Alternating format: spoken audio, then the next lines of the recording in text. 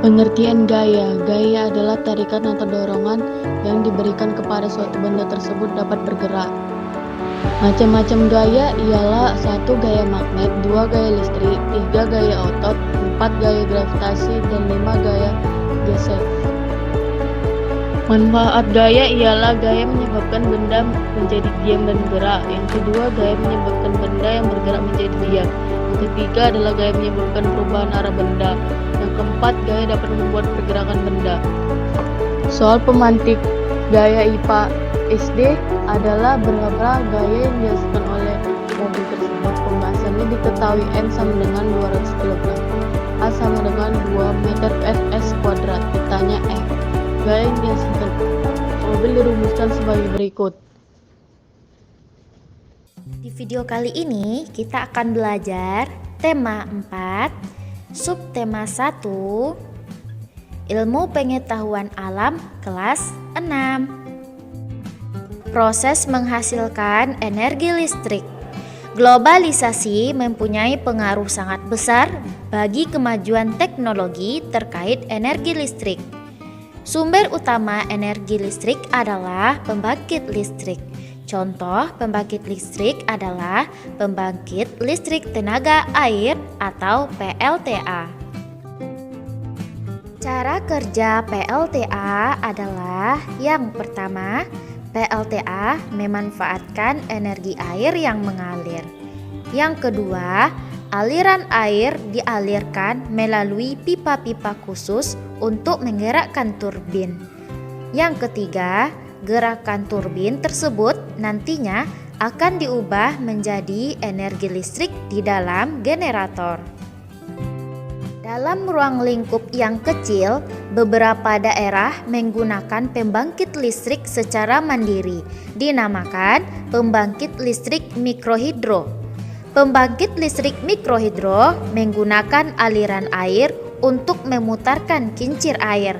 Kincir air kemudian menggerakkan turbin hingga menghasilkan listrik. Ayo sebutkan manfaat energi listrik dalam kehidupan sehari-hari. Proses menyalurkan energi listrik. Yang pertama, energi listrik yang dihasilkan oleh pembangkit listrik tenaga air atau PLTA siap untuk disalurkan.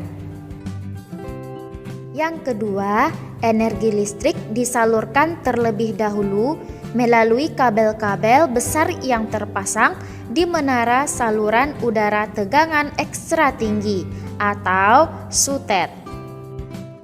Yang ketiga, energi listrik kemudian masuk ke dalam transformator untuk menaikkan atau menurunkan tegangan.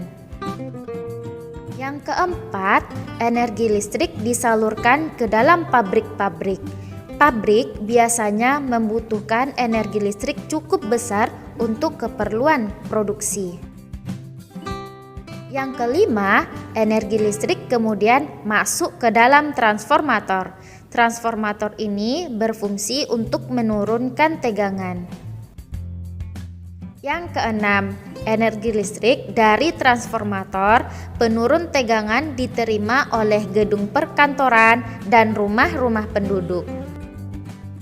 Komponen utama dalam proses penyaluran listrik. Yang pertama, sistem pembangkit. Berfungsi untuk mengubah sumber energi menjadi energi listrik. Sumber energi bisa berupa aliran air, panas bumi, angin, uap, atau tenaga matahari. Yang kedua, sistem transmisi. Berfungsi menyalurkan energi listrik dari pusat pembangkit ke pusat-pusat beban. Ada 2 jenis saluran transmisi, yaitu saluran udara dan saluran kabel bawah tanah. Yang ketiga, sistem distribusi. Berfungsi menyalurkan energi listrik dari sistem transmisi hingga konsumen. Sistem distribusi dibagi menjadi 2, yaitu distribusi primer dan distribusi sekunder. Distribusi primer berasal dari jaringan transmisi yang diturunkan tegangannya di gardu induk menjadi tegangan menengah sebesar 20 kV. Distribusi sekunder berasal dari gardu distribusi menuju konsumen dengan tegangan rendah sebesar 220 volt. Yang keempat, transformator berfungsi untuk menaikkan atau menurunkan tegangan listrik.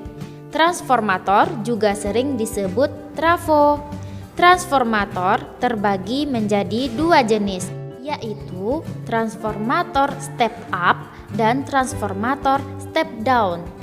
Transformator step up berfungsi menaikkan tegangan yang dihasilkan dari pusat pembangkit. Sedangkan transformator step down berfungsi untuk menurunkan tegangan.